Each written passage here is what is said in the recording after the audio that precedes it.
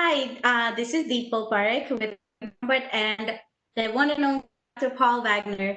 Dr. Wagner is an amazing instructor, an author of many books on ethics and leadership. And we have Dr. Wagner. He will give us some details on the amazing work he has done and he continues to do. In fact, he has another book coming out end of this year. Dr. Wagner, would you give us the insights of your work, please?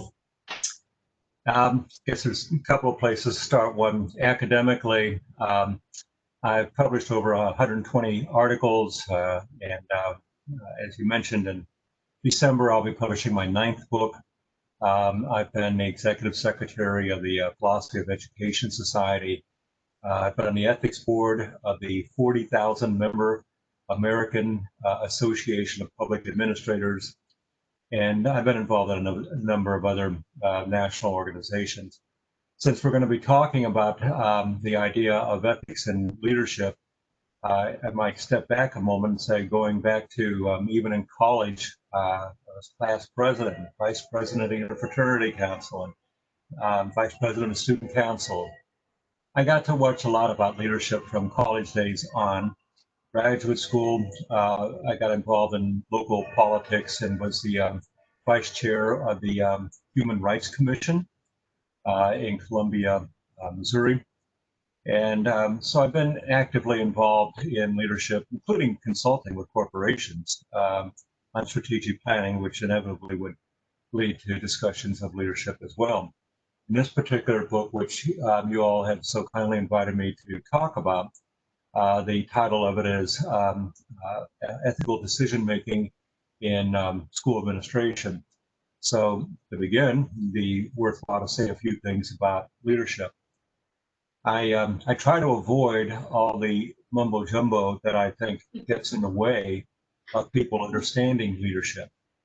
Academics love to try to ferret out all sorts of tricks and details and patterns that they think lead to effective leadership. Well, I like to keep it simple. And so I lead off the book with as simple of a standard for identifying leadership as one can find.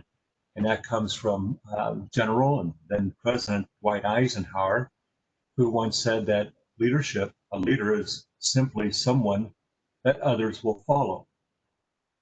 And I think he's got that right. Beyond that, we want to take a look at why do people follow some people. And again, I want to stay away from grand theories about why people follow somebody, because we inevitably find people talking about, what about a totalitarian dictator? Or what about somebody who's just charismatic on television? I say, when you look at those things, you tend to create brush fires that make it difficult to actually see what makes someone follow another person. I think the very first thing that makes someone follow another person is trust. If you think that other person will have your back in times of despair, then you're much more likely to follow along with what they suggest rather than just, I should say follow them rather than just follow along. Following along is what we do with somebody who has power and makes it difficult for us not to follow along. But when we willingly follow somebody, it's because we think we can trust them, that they are trustworthy. The second thing is context related, and that is that the person that we follow presumably is somebody that we think has the right sort of understanding of the immediate challenges ahead.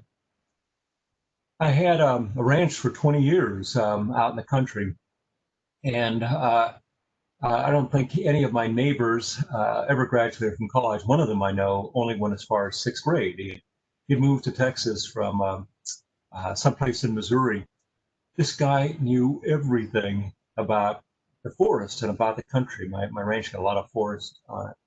And since I grew up in Chicago, I knew nothing about Texas climates. I knew nothing about the animal life of Texas. I knew nothing about farming, and I knew nothing about raising crops.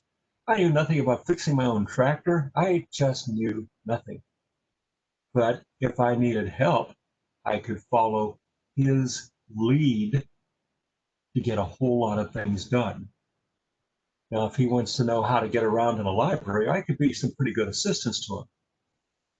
But out there, we were on his turf, and on his turf, he was the person who, through experience and excellent engagement with the challenges that he had to face over a lifetime, he was able to lead me very effectively in a number of ways. So that's what I think leadership is. It's focused on two things primarily. One, the trustworthiness, and then two, the idea of being intellectually capable of engaging the challenges at hand. Trust is something we need to go back to. Trust is an explicitly moral concept. It's not a psychological gimmick. It's not as though you say the right things or you behave in the right way, you give a wink here and a handshake there, that you will suddenly find yourself an effective leader. You may be an effective salesman, but salesmen can't sustain leadership for long. There's a difference between getting elected or getting appointed to some leadership role and actually being able to sustain one's position as a leader over time. And sustainable leadership is just ripe with all sorts of moral challenges and needs to demonstrate to those who are being led, I can be counted on, I can be trusted, I respect you, I'm an honest person, I keep my promises and recognize that they obligate me to certain patterns. And if there is necessary reason to evade or circumvent a promise, you will know why this breaking of a promise is excusable in this context, and we will surely be of one mind because we both are morally committed to what it is that we're doing. Now, I know in much of the business literature and some of the educational administration literature, we talk about shared vision and all that sort of thing. Shared vision strikes me as being too ghostly of an image. I like narrowing the focus to those moral traits that genuinely do lead to sustainable leadership. And of course, shared vision will be a product down the way from that sort of thing. But you could easily imagine a group of people getting together to perhaps create a new school or a new curriculum or whatever. And no one has the appointed or elected leadership role initially, but a leader will emerge, but they won't emerge because everyone has a shared vision in mind initially. Oftentimes, it's the trait of a leader that they're able to help people create a shared vision. And because of the leader's experience, insight, ability to deal with the context present challenges, and all those moral things we've just mentioned, that others follow that leader in the construction of a shared vision rather than just follow along. Now, how's that for a start? Wow. Dr. Wagner, I do want to just ask you a question based on the leadership context that you just mentioned. In a leadership context, would you say trust is something that the employees expect from the leader to treat them well in a company or at a higher education or public school or whatever organization? And then as a consequence, they they are comfortable with their leaders being open. Well, one of the things I think has happened in our society of late, because we're infected with conspiracy theories every which way you look. And so trust isn't as common as we would like. So do employees immediately look to their leaders as someone that they can necessarily trust? I'm not sure that is the case anymore. I think that one of the challenges of being a leader in these days is that you can't expect your employees to come to you already prepared to trust you, but you have to earn their trust. And you do that by showing you are trustworthy. You show you're trustworthy by keeping your bond. You show you're trustworthy by showing that you are deliberate in your thinking about how things should go and how they will affect one another. The Nobel laureate Daniel Kahneman, very famous psychologist that won a Nobel Prize in economics, the only psychologist in history to have ever done that. And he makes a distinction between fast thinking and slow thinking.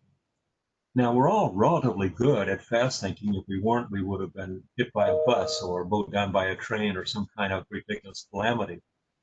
So we're all pretty good at fast thinking, and we do fast thinking throughout most of the day. But slow thinking is what we use when we're dealing with a really difficult challenge that has to be thought through carefully.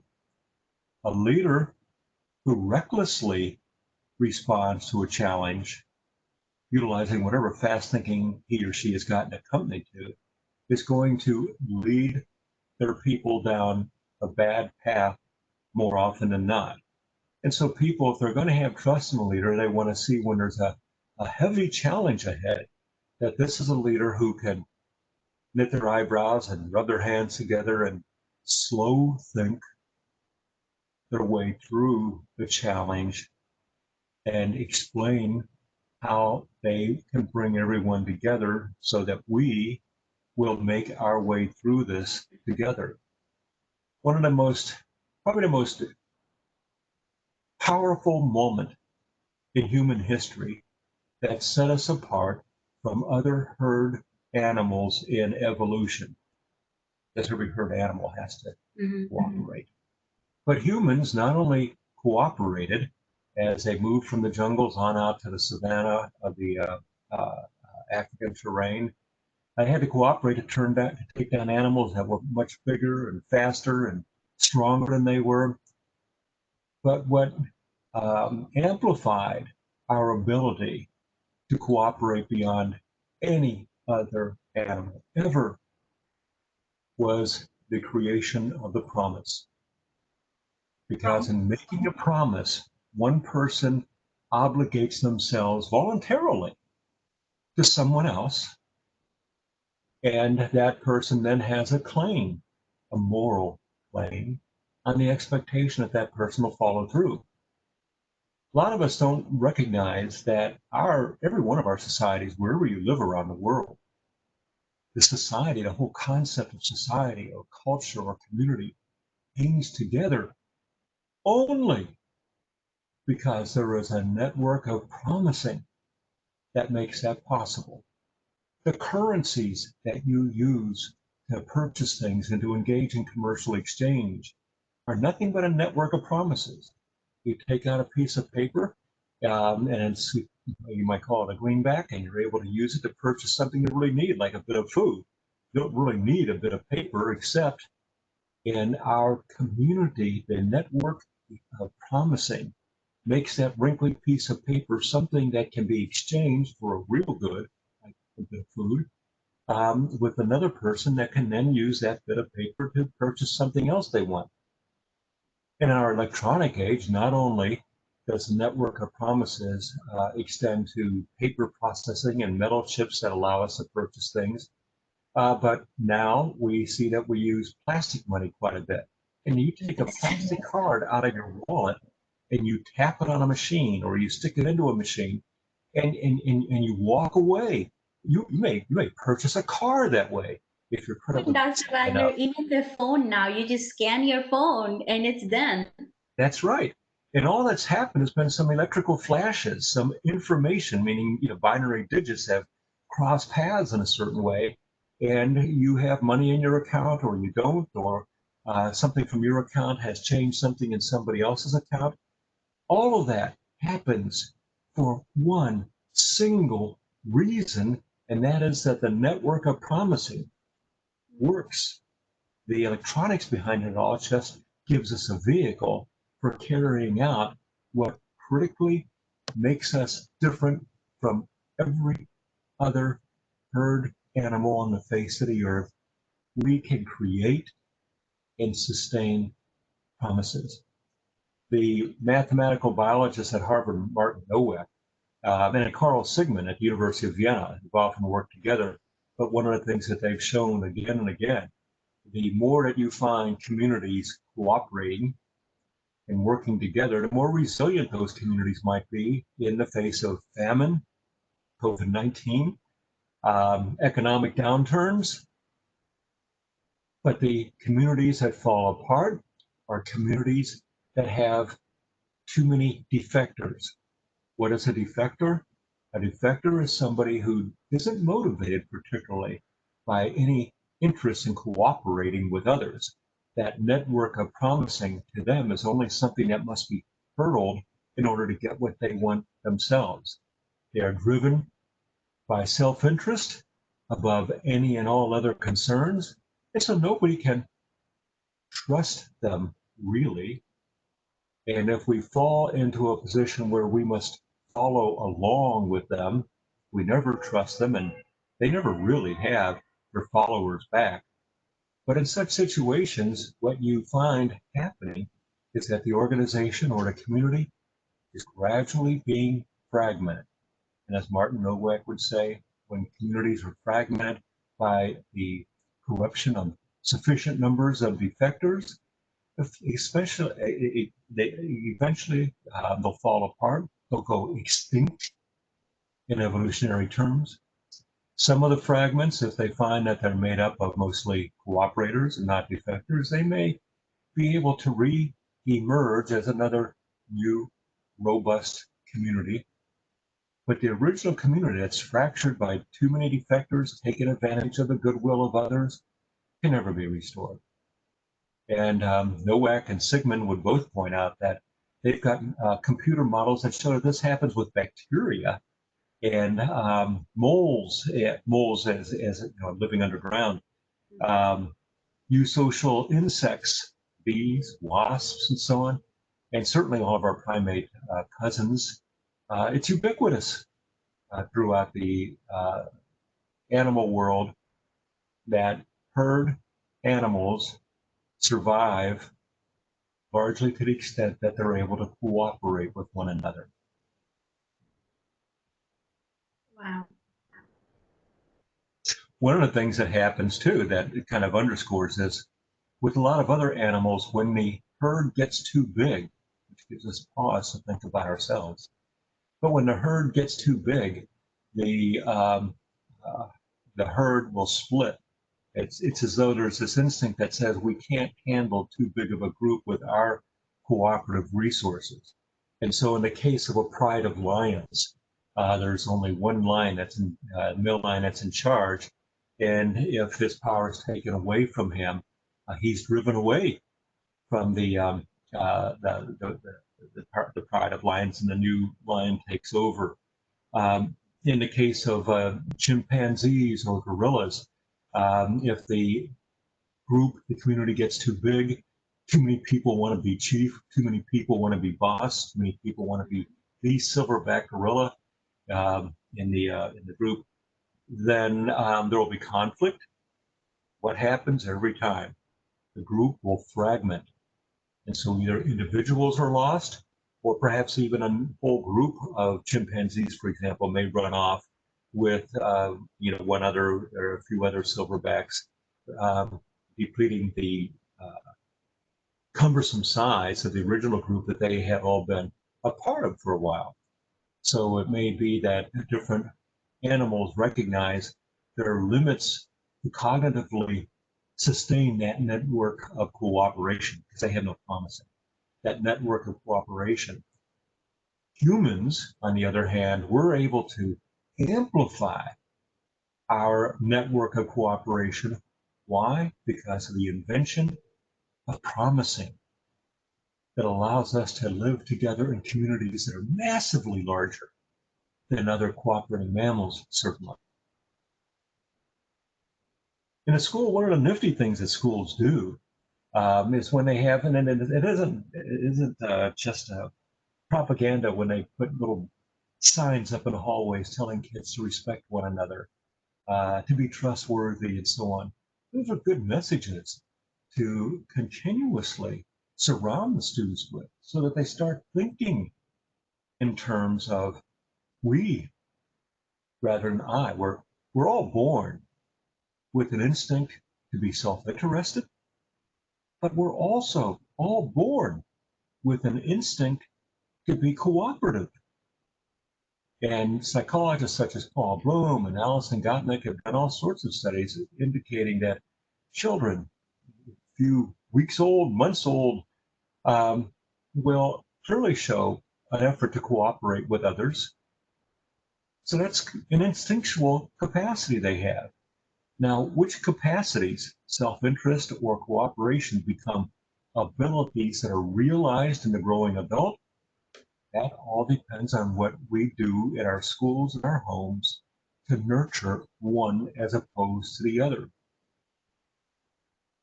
So this reminds me, Dr. Wagner, about middle school, right? As you said, there are messages around the hallways. I remember those, and most of those are teamwork and respect other people, things like that. But then as soon as you get to college, you lose that because it's all about working independently, you're on your own. So how does that work? That we're being trained in a certain way to think, and then it changes in adulthood, and then we're out there in the job workplace. Again, we're reminded of teamwork and respect and all those values that we had during the childhood or adolescence years. So in Well, between. yeah, the evidence I don't think supports the idea that high school kids understand teamwork. Um, so it's not like things, go awry when they get into college. They've gone awry before they ever reach college. We all know that in most of the high schools that we've all gone to, there's been an in crowd, cliques, right? Mhm. And what happens in a clique? Well, you get some of the popular kids get to hang out together. Some other kids want to get to be in that clique, be in that in crowd, and then others just wind up forming fragmentary groups temporarily, hoping perhaps that they could leave that group that has welcomed them and get involved with the in group. This is what the kids see routinely, and it's not anything that any school has created. It's been with us for a long time. Now, in the in crowd, here's something else that happens. You get some kids that decide that the in crowd is there's a pecking order within the in crowd, and so you get kids that want to be closer to the top, and the only way that they can do that is to somehow uh, maneuver some of their friends in the in crowd out of the crowd, or perhaps take the person who is the most popular in the in crowd, take them down a few notches, maybe to drive them out. And if they're able to do that, then in the fragmented group that's left, hopefully they made the right choice and that they wind up still being the in crowd, whatever they're in. So the kids have seen that kind of cycle going on all throughout high school. And we haven't done much to stop that. There's a couple of psychologists by the name of, in fact, I've got their book right here, Brian Hare and Vanessa Woods, and they talk about self-domestication of human beings. And one of the things that they say that we need to remind students of is that awareness that forming exclusive groups like a clique puts us all in a bit of danger because that clique is going to fragment sooner or later, and there's no telling where you're liable to wind up in the popularity scheme after all the smoke clears. So We're much better off nurturing cooperation amongst us all. And certainly, we're going to have some friends that are more appealing to us than others. I don't think in college we necessarily wind up uh, doing things independently isn't a bad thing in and of itself. There's just some sorts of research, for example, that can only be done with one person turning on their computer or opening up their book and reading and thinking before they can cooperate with anyone else. Prior to that time, they have nothing to offer anybody else or a group. So in college, it's a time where, at least in the academic side of things, we spend a lot of time trying to prepare ourselves to be effective cooperators in a more complex world than we had to deal with years before. And as my understanding of college, outside of the classroom, there's a lot of socialization that goes on anyway. So I know we will get into details in our next episode of the leaders and ethics in school, a search for clarity. But for now, I do want to ask you a personal question. Like, what Okay. was your experience growing up as a child, and with this wisdom you have, like, was that acquired earlier in the age, or like how did you? What was your journey through middle school or high school? Were you here in the States? Yeah, I was here in the States. I count myself as very lucky. Um, I wouldn't have at the time, but here's roughly my going through public schools and into college. My parents were fairly comfortable up until I was about 7 years old, and then they lost everything. And from 7 years old on, we lived in a house that was 978 square feet, one bathroom. I was 1 block away from a railroad freight yard outside of Chicago, and there were 12 lines of freight trains, and they were banging all day and all night long as they moved cars back and forth. And 2 blocks to the south were 6 lines of passenger train rails going into the city of Chicago. It was also the area where I grew up and was overwhelmingly a minority just on the other side of the tracks. And so the kids that I often played baseball with didn't look anything at all like me. And then when I went to high school, I happened to be the borders of this district were included some folks like me, but it was a very wealthy district. And the kids were clean cut and privileged, and it was a school of 4,400. And I had gone from being overweight to being thin, and I was shy, and I didn't understand a whole lot of the social world. And that was an advantage because I got to watch. I spent a lot of time watching. And then and I learned a lot. I learned a lot by not being a part, but by watching. Then when I went to college, as I've already mentioned, I was class president in college and vice president of fraternity council, vice president of student council, a lot of different things. And I learned how to move into those because I spent my time on the outside watching. Um, and I have one other episode, I think, that was significant in my life. When I was about 13 years old, I went to North Carolina, and I accompanied a Catholic priest who was also a medical doctor and a professor from Boston University. And to make a long story short, the doctor, the priest doctor, was the only doctor in the entire county. And this was back in a time when, you've heard stories about they blacks were allowed to drink out of certain drinking fountains and so on, blacks only, whites only. Well, this was just outside of Hayesville, North Carolina. And they didn't have those signs. And the reason was blacks were not allowed to come into town and get a drink of water. And the African Americans lived up on a mountaintop village. And so on a Sunday afternoon, the doctor, priest, and the professor and I all went up there at about 4 o'clock. The doctor was doing doctoring. I don't know what the professor was doing. My job was to cook hot dogs for the kids up there. And about a half a dozen pickup trucks and cars came up, and they were Ku Klux Klan people. They all wore their hoods. Every single one wore his hood. Nobody had their face exposed, and they were all well armed.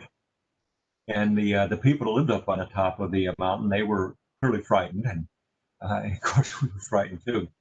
And the Ku Ku Klux Klan came out and recognized that the priest was kind of like the leader and laid heavily into him. They hated Catholics, they hated Yankees, he was a Yankee, and he hated people that were doing the kind of thing that he was trying to do. He told us if we weren't down off the mountaintop by sundown, we would never leave alive. And I'm just standing there terrified, not knowing what the heck is going on. I figured out that, wait a minute, the fact that they've all kept their hoods on mean that they mean business. They may take us out. You know, some of them had their hoods off, and you would think they were trying to just scare us, and it was a bluff. This looked like a real thing. And one of them grabbed me and said, shook me around a bit and said to the priest, if you don't care enough about your own life, you should care about this kid. And then he pushed me away. We didn't leave until 10 o'clock at night. How old were you, Dr. Wagner? I was 13. 13 years old? 13 years old, yeah. Wow. That was 60 years ago. And I remember driving down the mountain in this van about 10 o'clock at night. And I'm thinking, this is it. I'll never see 14. You know, that moment has never left me because I realized to me, it fits in with the mathematical computational models of a Martin Nowak.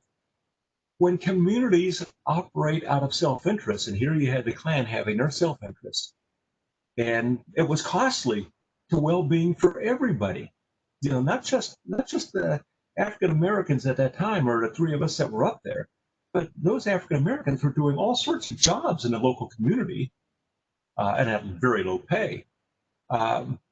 Communities don't do well when you have fragmentation and that network of promising is broken or not inclusive.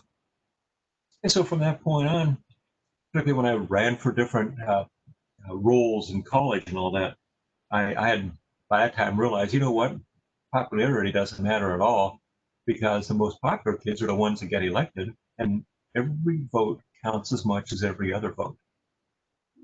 So you didn't have to be a part of the popular group to become popular. All you had to do was to become a leader. And then to sustain that position of leadership, you had to remember every vote counts as much as every other vote. I'm here as much as I am for the most captain on a football team or a cheerleader as I am for the kid that gets most overlooked as he goes from the library back to his dorm room. There's my statement. Wagner, like, in my own words, the scary encounter with the KKK, would you say that kind of changed you or changed your perspective about how society is or was at that time? Because you were still a I kid. mean, of course it did. I mean, it's many years later, the fact that I still remember it and mentioned it to you, of course it had a profound effect. As much as that had an effect, I mean, the next morning, I had spoken to the priest, and I had said, you know, I hate those guys. And of course, you know, it's sunny the next day, they're not around, and now I want to go on, we ought to take them on. And, you know, he advised me to settle down, cowboy. And I said, well, what should we do? And about something like that. And he said, pray for him. Hmm. And that was confusing to me at first, and because I certainly thought we were praying both by our actions and otherwise for the people on the mountaintop that we had gone out to, you know, assist in whatever way we could. And so to be told to pray for these other fellows that were trying to destroy all that was confusing at first. What was important was recognizing, you know, look, if you allow this experience to turn you into another hater, society will continue to be fragmented. And so you need to learn how important it is to do all you can to embrace and bring everybody together. Evolution did its best. It gave us not only an instinct to cooperate, it gave human beings that invention of the promise, which creates obligations and networks of implicit and explicit promising, where we work together to have one another's backs. that evolutionary gift only has a payoff to the extent that each of us does all we can to ensure the inclusiveness of everyone in a network of promising. It requires respect as much as it does trust. Wow, that's amazing. A promise. That's really interesting. So, what brought you to Texas? U-Haul? You drove it here. Yeah, I had to move stuff I had in my little house down here and couldn't afford to have movers do it. Just getting out of graduate school. Um, so came to Texas because I figured this is back around '79. I figured this is going to be the safest job market to rest my head in for a while. Well, we're so glad that you decided to go to Texas because this ocean you have. I mean, I don't know. I'm just so fond, and I know Ravi is super impressed by the wisdom you possess, and we're so glad that we're able to utilize that, right? Like for our own, I guess, our own gain and understanding of the society. And as the higher education leadership students, doctorate students at UOH, um, we had the opportunity to take your class this summer, and we have learned a lot. I mean, it opens your eyes up.